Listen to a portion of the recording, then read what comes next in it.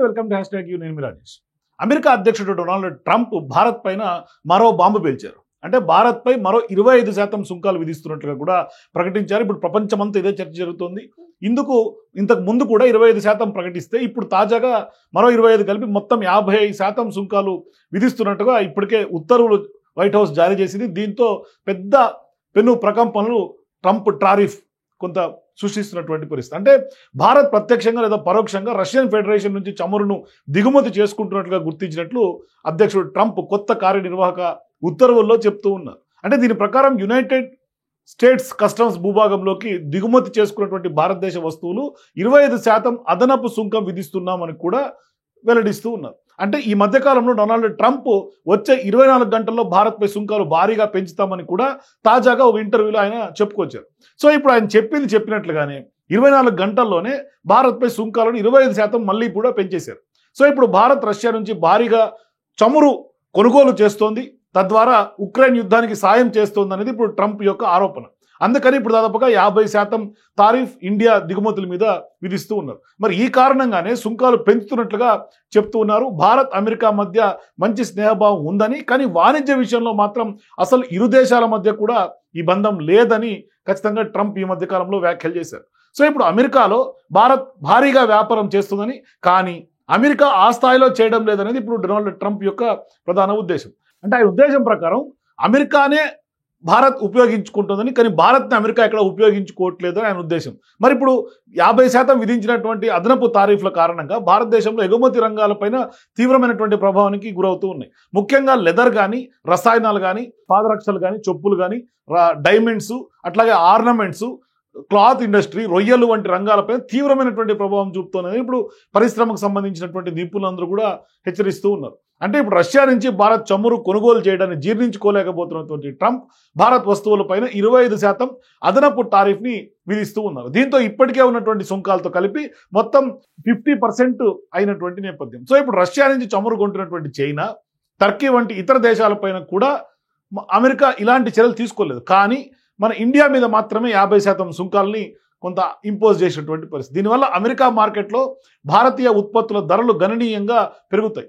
మరి GTRI అనే think tank నివేదిక ప్రకారం ఈ తారీఫ్ల వల్ల అమెరికాకు భారతదేశం నుంచి ఎగుమతులు 40 నుంచి 50% వరకు కూడా తగ్గే అవకాశాలు ఉంటాయి. దీనివల్ల ఖచ్చితంగా బిజినెస్ల మీద, భారతీయ ఎకానమీ మీద కూడా పడే అవకాశం ఉంటుంది. సో ఇప్పుడు కొత్త తారీఫ్ వల్ల అనేక రంగాల మీద సీరియస్ ప్రభావం పడే అవకాశాలు ఉంటాయి. మరీ ముఖ్యంగా ఆర్గానిక్ సంబంధించినటువంటి కెమికల్స్ 54% అదనపు డ్యూటీ పడుతోంది.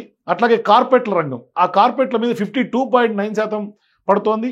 వస్త్రాలు అంటే చేతితో అల్లినటువంటి వస్త్రాల మీద 63.9%గా, అట్లాగే నేసినటువంటి వస్త్రాల మీద 60.3%గా, అట్లాగే మేడప్స్ వస్త్రాల మీద 59%, అట్లాగే ఇక వజ్రాలు కానీ, బంగారం ఆర్నమెంట్స్ మీద 52.1%గా కనిపిస్తోంది. ఇక యంత్రాలు, అట్లాగే యాంత్రిక ఉపకరణాల మీద 51.3%, అట్లాగే ఫర్నిచర్ మీద, వీటి మీద 52.3%.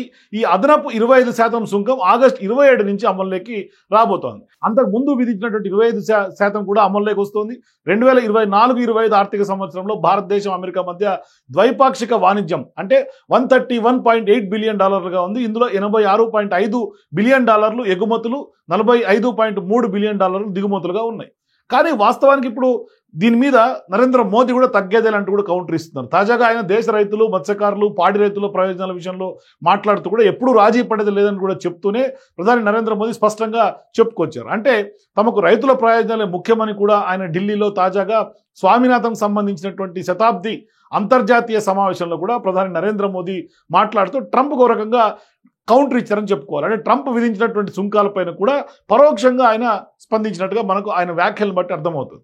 అంటే రైతుల సంక్షేమమే తన ప్రభుత్వ లక్ష్యమని, ప్రాధాన్యత అని కూడా ఆయన చెప్పుకొచ్చారు. మరి ఈ విషయంలో తాము భారీ మూల్యం చెల్లించుకోవాల్సి ఉంటుందని కూడా ముందుగానే దాని మీద అవగాహన ఉందని స్పష్టంగా మోదీ చెప్పుకొచ్చారు. అయినా రైతుల ప్రయోజనాల కోసమే అందుకు భారత్ సిద్ధంగా ఉందని అమెరికాకు కౌంటర్ ఇచ్చారు నరేంద్ర మోదీ.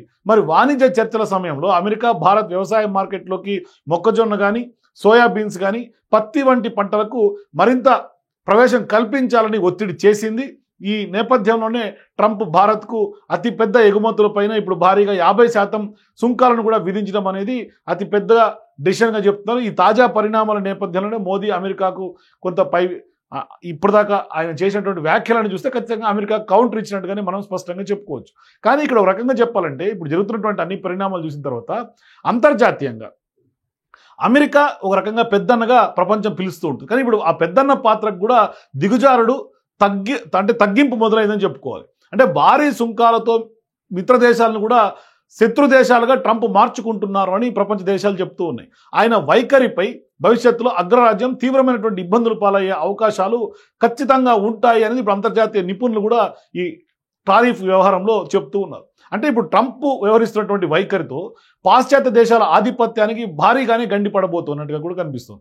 మరి రానున్నటువంటి కాలంలో భారత్, చైనా, రష్యా కలిస్తే అప్పుడు ఖచ్చితంగా పెద్దన్నకు మూడినట్లే అనేది మాత్రం స్పష్టంగా చెప్పుకోవచ్చు.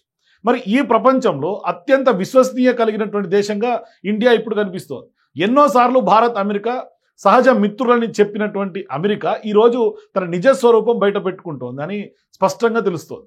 నిజం చెప్పాలంటే అమెరికా ఎప్పుడూ భారత్ పట్ల నిజమైనటువంటి స్నేహం చూపించలేదనే అంతా ఇవాళ తాజాగా జరిగినటువంటి పరిణామాల నేపథ్యంలో అంటూ ఉన్నారు.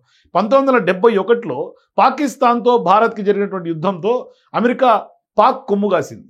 ఆయుధాలను కూడా సరఫరా చేయడమే కాకుండా ఎంతో సాయం చేసింది అన్నది స్పష్టంగా గతంలో హిస్టరీ చూస్తే మనకు అర్థమవుతుంది. మరి ఆ సమయంలో భారత్కు ఉన్నటువంటి ఒకే ఒక మిత్రపక్షం రష్యా. అయినా సరే భారత్ అమెరికాతో స్నేహం చేసింది. కానీ భారత్ని పోగొట్టుకోవడానికి ట్రంప్ సాహసిస్తూ ఉన్నారు ఇవాళకి కూడా. అంటే ఖచ్చితంగా అమెరికా వైఖరి ఏమిటో ఖచ్చితంగా ఇప్పుడు చాటి చెప్పినట్లుగా అయిందన్నట్టుగా స్పష్టంగా కనిపిస్తుంది. మరోవైపు ట్రంప్ పక్కాగా బిజినెస్ పర్సన్ అయినప్పటికీ కూడా వాణిజ్య సంబంధాలను ఖచ్చితంగా ఇప్పుడు కావాలనే ఇటువంటి పోకడలకు పోతున్నట్టుగా కనిపిస్తుంది. భారత్ మీద లేనిపోని ఆంక్షలు పెడుతూ అమెరికా అధ్యక్షుడు ట్రంప్ తన దూకుడు కొనసాగిస్తున్నటువంటి టైంలో ఈ పరిణామాలతో అసలు నష్టపోయేది ఎవరు అన్నది చర్చగా మారుతోంది. అయితే తాత్కాలికంగా భారత్కి ఇబ్బంది కలిగినా భవిష్యత్తులో మాత్రం అంతా సర్దుకుంటుంది, బాగానే ఉంటుంది అనేది కూడా నిపుణుల యొక్క అంచనా. మరి భారత్ తన ఆలోచనలకు పదును పెట్టడంతో పాటుగా సరికొత్త మార్కెట్ని ఇక్కడ ఖచ్చితంగా అన్వేషించుకునేందుకు ఇదే సరైనటువంటి టైము, ఇదే సరైనటువంటి మార్గం అని కూడా స్పష్టంగా కనిపిస్తుంది. అంతేకాదు భారత్ దీనికి ఒక సవాల్గా తీసుకుంటే కనుక అగ్రరాజ్యానికి చుక్కలు చూపించినట్లే అని కూడా మరికొంతమంది భావిస్తున్నటువంటి పరిస్థితి. సో ఈ నేపథ్యంలో ఇప్పుడు అంతర్జాతీయంగా జరుగుతున్నటువంటి పరిణామాలను చూస్తుంటే ట్రంప్కి కొంత పెద్దన్న పాత్ర నుంచి అది దిగజారుడు స్టార్ట్ అయినట్టుగా కనిపిస్తుంది. మరోవైపు చూస్తే అగ్రరాజ్యం భారత్ మీద సుంకాలను ఇప్పుడు 50% పెంచుతున్నటువంటి నేపథ్యంలో భారత ప్రధాని నరేంద్ర మోదీ చైనా పర్యటనకు సంబంధించి షెడ్యూల్ కూడా ఖరారైంది. 2019 తర్వాత భారత ప్రధాని చైనా వెళ్ళడం ఇదే తొలిసారని కూడా చెప్పుకోవాలి.